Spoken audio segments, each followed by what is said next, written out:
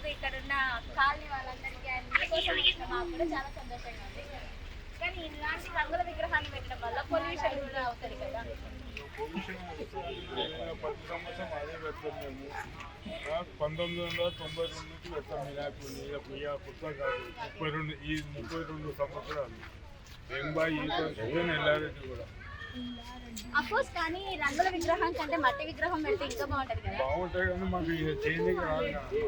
So అందరికంటే మేము high అని చూపించుకోవాలనుకుంటున్నాం. లేదండి, అట్లేమో గణేశుని దగ్గర అందరూ ఒకటి. కాకపోతే బాగున్నది కాబట్టి రంగులతో విగ్రహం ఇంకా చిన్నగా ఉంది, ఇంకా చిన్న తక్కువ చేసాం సైజు. ఇది వచ్చిన మెట్రో వచ్చిన దానికి ఇంకా సైజు తక్కువ చేసాం. లేకుంటే 18 ఫీట్లు 20 ఫీట్లు ఉంటుంది. 18 ఫీట్లు ప్రసాద్ గారు మరి మీరేం చెప్తారు? సో రంగుల విగ్రహం వల్ల ఎలాంటి యొక్క పొల్యూషన్ లేదనుకుంటున్నారా?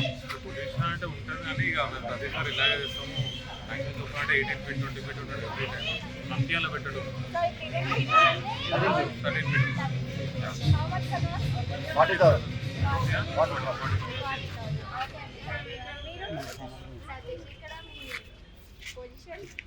పొజిషన్ మెంబర్ అంటే కమిటీ మందులు భారీ ఎత్తున పూజలు జరుగుతాయి. అన్నదాన కార్యక్రమం ఉంటుంది.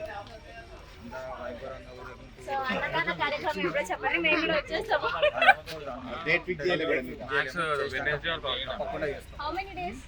days. యాక్చువల్లీ వినాయకుడికి మన పురాణాల ప్రకారం చూసుకుంటే 10 days విగ్రహం పెట్టారు. సో మనము కొందరు 3 days పెడతారు అండ్ అలాగే 5 days 9 days బేసి సంఖ్యలో పెడతారు. ఎందుకని అలా? హైదరాబాద్ హైదరాబాద్ లో కాదు, ప్రతి ఒక్క చోట అలాగే ఉంది. కానీ 10 days కదా ఉండాల్సింది. మన పురాణాల ప్రకారం 10 days. 11 days ఎప్పుడైనా 11 days ఇప్పుడు కాదు. మేము 78 నుంచి పెడతాము. సంజయ్ గారు ఇదంతా పక్కన పెడితే ఫస్ట్ మనకి వినాయక చవితి. అప్పుడు చవితి అంటే తెలుగు క్యాలెండర్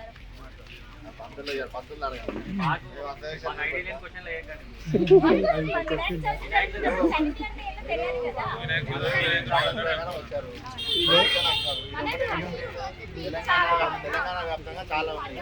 ఇలాంటి విగ్రహం క్లోజ్ చేయాలంటే గవర్నమెంట్ పని చేయాలి. అందరికీ మట్టి వినాయకులు ఫ్రీగా సప్లై చేయమని చెప్పాలి. ఓకేనా? మీ సైడ్ నుంచి మేము చేస్తాం. పొల్యూషన్ ఇది ఒకటి వినాయకుడు కాదు.